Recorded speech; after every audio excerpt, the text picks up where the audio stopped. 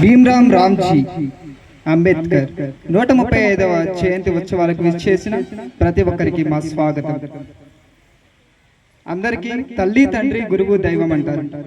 కానీ కూడా మాకు మాత్రం తల్లి, తండ్రి, గురువు డాక్టర్ బిఆర్ అంబేద్కర్ ఆ తరువాతే దైవం.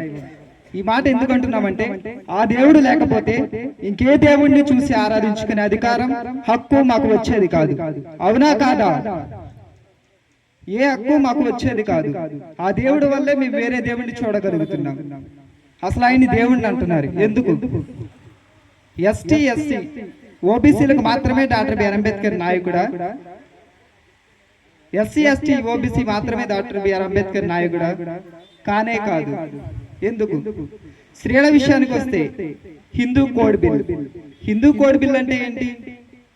స్త్రీలు ఒకప్పుడు కాన్స్టిట్యూషన్ కు ముందు, రాజ్యాంగానికి ముందు స్త్రీలు బయటికి వెళ్ళకూడదు, వంటగదికే పరిమితమై ఉండాలి, ఎక్కడికి వెళ్ళకూడదు, ఏమీ చేయకూడదు, కనీసం ముఖం కూడా చూపించకూడదు.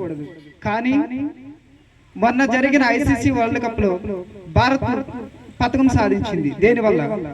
డాక్టర్ బిఆర్ అంబేద్కర్ దయ వల్ల. అదే విధంగా ఆపరేషన్ సింధు ఇద్దరు మహిళలు పాకిస్తాన్ కు ముచ్చెమటలు పట్టించారు. దేనివల్ల? డాక్టర్ బిఆర్ అంబేద్కర్ వల్ల. ఆ డాక్టర్ బిఆర్ అంబేద్కర్ లేకపోతే మహిళలుగానే చూసేవారు కాదు. నిజమా కాదా? అంటే మాకు తెలియదు, ఇప్పుడు మేము బాగానే ఉన్నాం, మా పూర్వీకుల గురించి మాకు తెలుస్తుంది, ఇప్పుడున్న సంగతులే మాకు తెలియదు, మీరు ఎలా తెలుసుకుంటాం, మీరు చెప్తే మాకు తెలుస్తుంది అంటారు. అంతేనా? Education is more important. ఎందుకని? కళాశాలకు వెళ్ళిపోతే మన ఊర్లోనే మనం ఉంటాం. అసలు ఏం జరిగింది, ఎంత పోరాటం జరిగింది, ఎలా చదివారు ఏంటి అన్నది ఏమీ తెలియదు. ఒకనొక విధంగా డాక్టర్ బిఆర్ అంబేద్కర్ గారు 18 గంటలు, రోజుకు 18 గంటలు చదివారు. ఎందుకోసం? తన కుటుంబం కోసమా?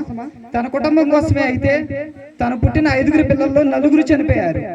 4 చనిపోయినా సరే తన భార్య కూడా చనిపోయింది. అయినా సరే ఈ పోరాటం అంబేద్కర్ గారు ఆపలేదు.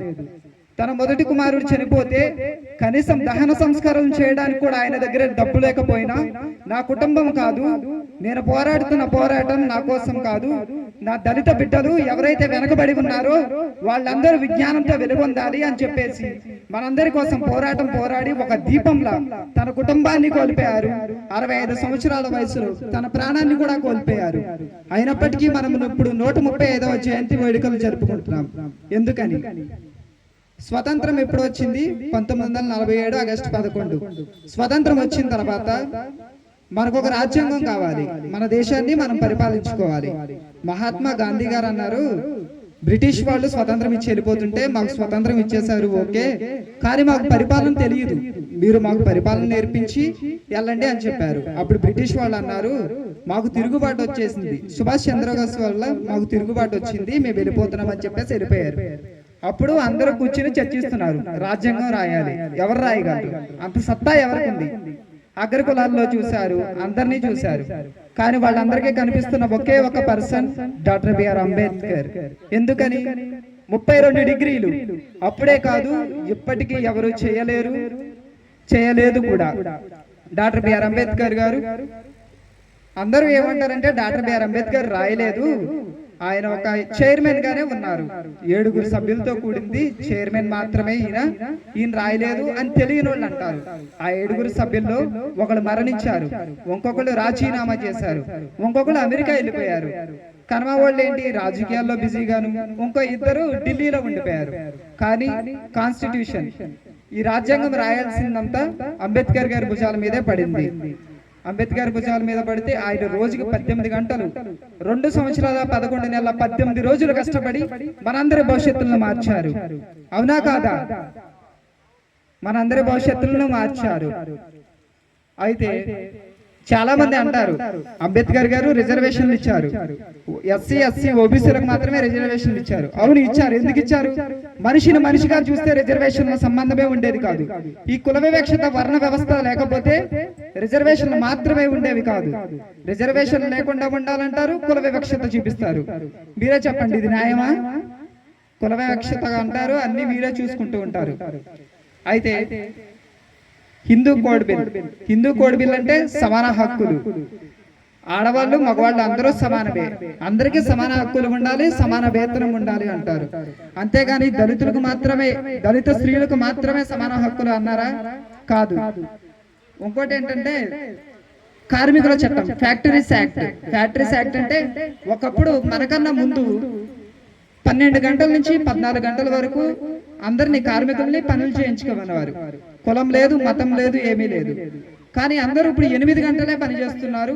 అదైనా సరే సక్రమంగా మంచి ఏంటి అంటే మంచి ఫెసిలిటీస్ కల్పిస్తున్నారు.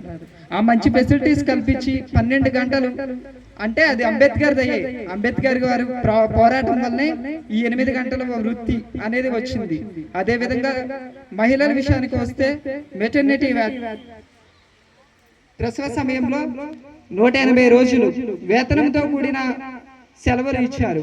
అది కూడా అంబేద్కర్ దయవే. ఏ దేవుడు కూడా మహిళలకు పురుషులకు సమానమైన హక్కులు ఇవ్వలేదు. మీరు ఏ దేవాలయంలో చూసినా, ఏ చర్చిలో చూసినా మహిళలు పూజలు చెయ్యరు.